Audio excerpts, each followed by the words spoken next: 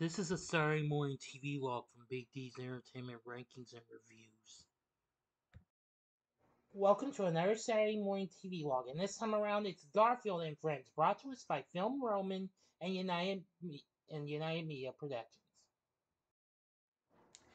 Greetings, my fellow YouTubers. I'm Doyle, the Big D to you. This is Big D's Entertainment Rankings and Reviews. So this week's Saturday Morning TVLog is Garfield and Friends, a big hit for CBS. Based on Jim Davis's ever-popular comic strip, Garfield, along with his second popular strip, U.S. Acres, the show premiered on the CBS network in September of 1988. After the success of some specials, film, of course, was produced by Film Roman, this being one of their first ever series. Of course, they would go on to produce shows like Bobby's World, Crow, and Mighty Max, plus several others. Now, the show features animated storylines adapted from Garfield and U.S. Acres.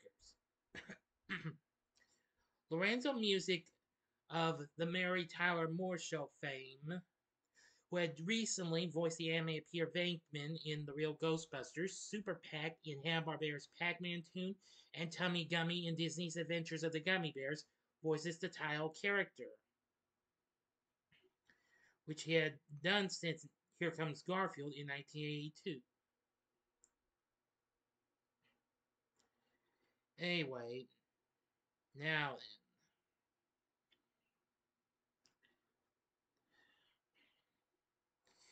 then. Now, of course, this came out just after Garfield celebrated his 10th anniversary in the comics.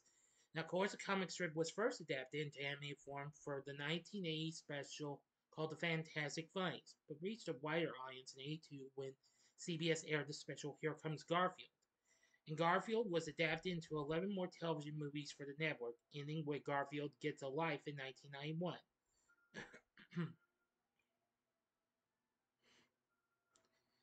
Now, of course, this would be one of a few new shows to debut on the CBS lineup. This, along with The Adventures of Raggedy Ann and Andy, Superman, Hey Vern, It's Ernest, and Flip. Each episode typically consists of 2 segments adapted from Garfield and 1 adapted from U.S. Acres, which John Davis had recently started work doing 2 years earlier. Now, these segments featured original storylines written using the characters from each strip.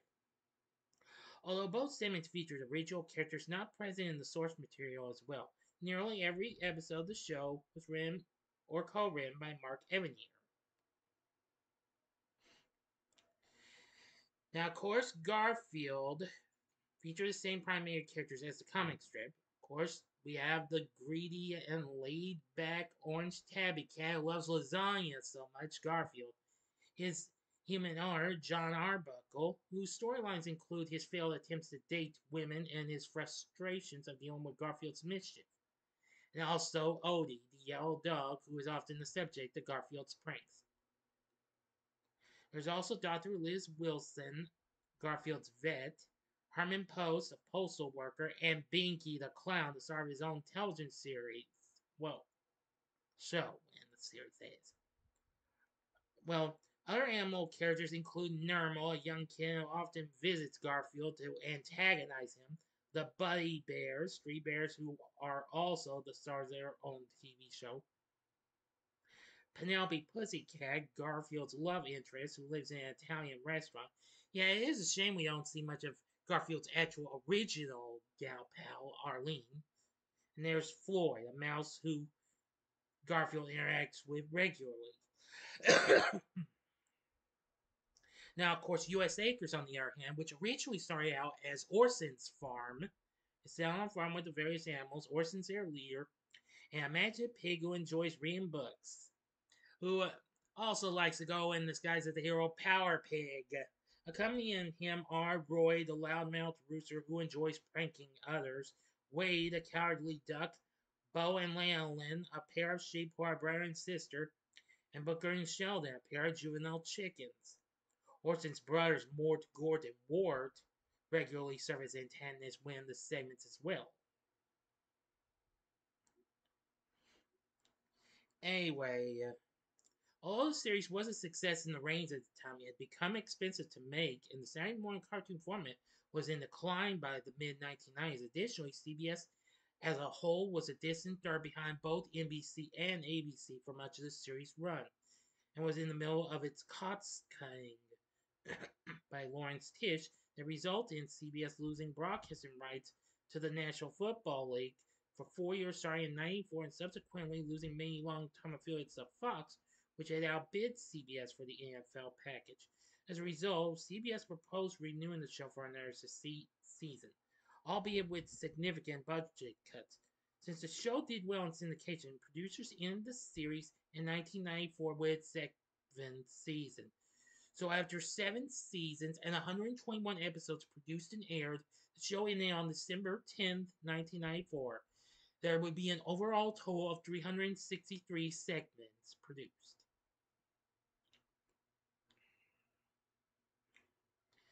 At the time of the series release, reviews were unfortunately negative. The LA Times wrote, Garfield has lost all his feline qualities and become a crabby little man in a catsuit with more than 3,500 Garfield products on the market. Does anyone really need to see more of the character?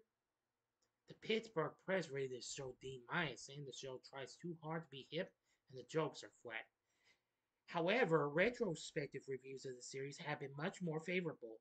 The quality of the series, when compared with other animated series from the 1980s, is considered by animation historian Jerry Beck to foreshadow the higher quality animation boom coming in the next decade. Hal Erickson said that Garfield and Friends rapidly became the hub around which the rest of CBS's morning lineup was built, and it seemed to get better with each passing season.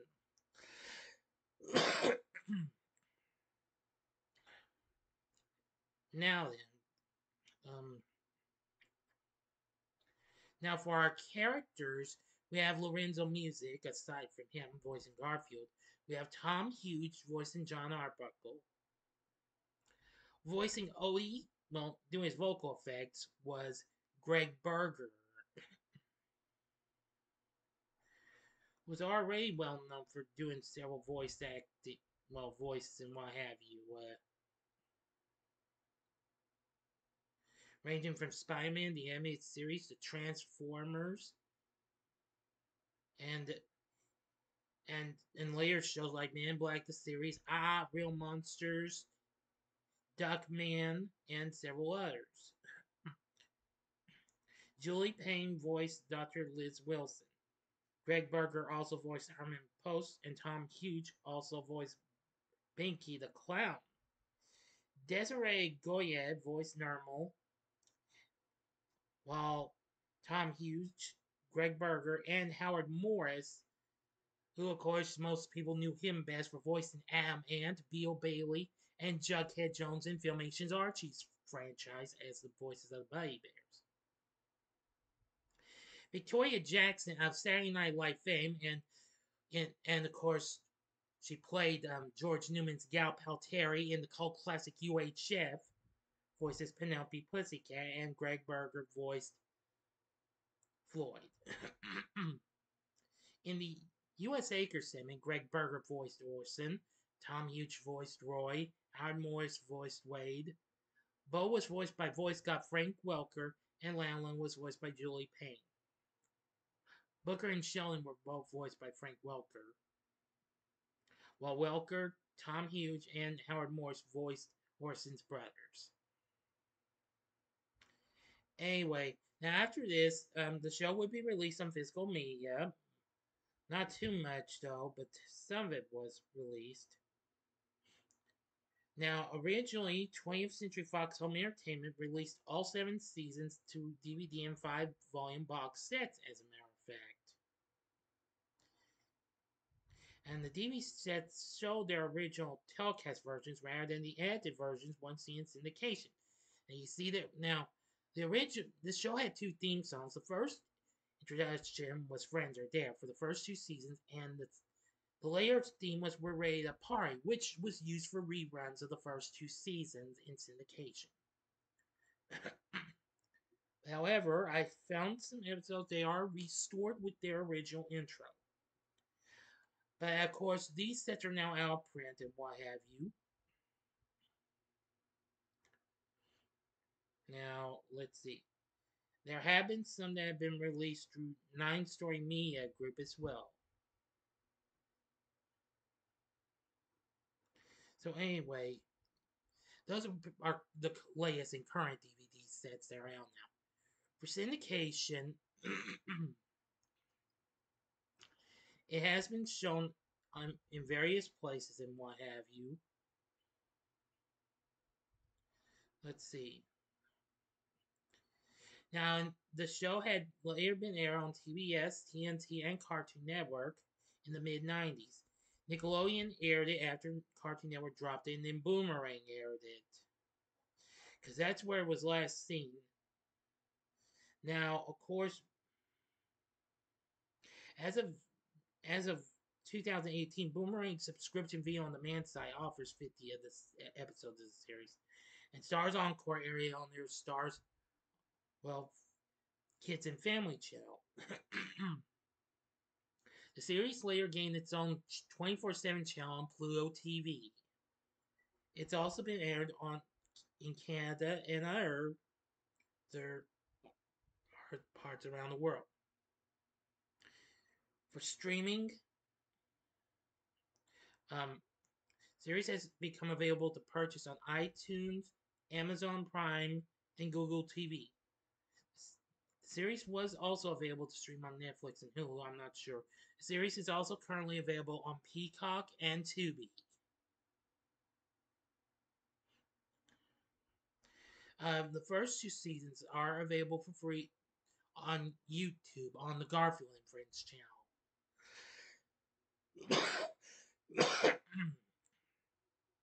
So anyway, yeah, it's not too bad of a show. Yes, I grew up watching Garfield and Friends as a kid, and it's pretty funny. It does have music and what have you, and some pretty funny stuff.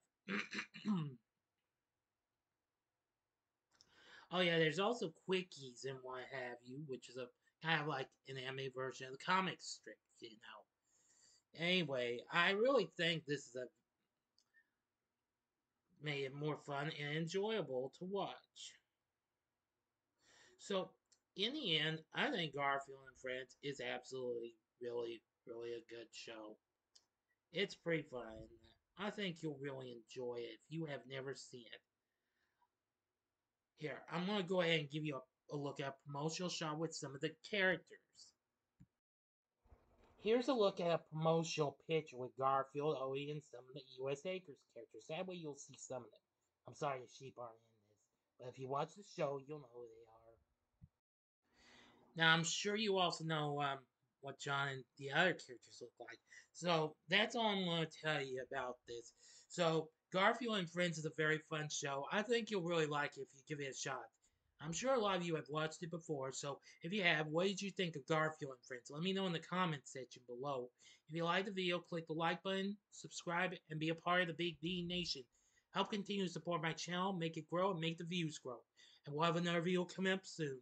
So if you like this, check out my reviews of the live-action Garfield films. In the upper left-hand corner is my review of Garfield the movie from 2004. The upper right-hand corner is my review of Garfield, A Tale of Two Kitties from 2006. Or if you'd like another animated series based on a comic strip, check out my Saturday Morning TVLog on the Charlie Brown and Snoopy Show featuring the Peanuts characters in the bottom left-hand corner. Oh, that reminds me, I also want to mention that Lee Mendelson Film Productions, who also worked on the first 2 Peanut specials, movies, Snoopy Come Home, and A Boy Named Charlie Brown, was also involved in producing the show as well. And the bottom right hand corner is the button you can click to subscribe.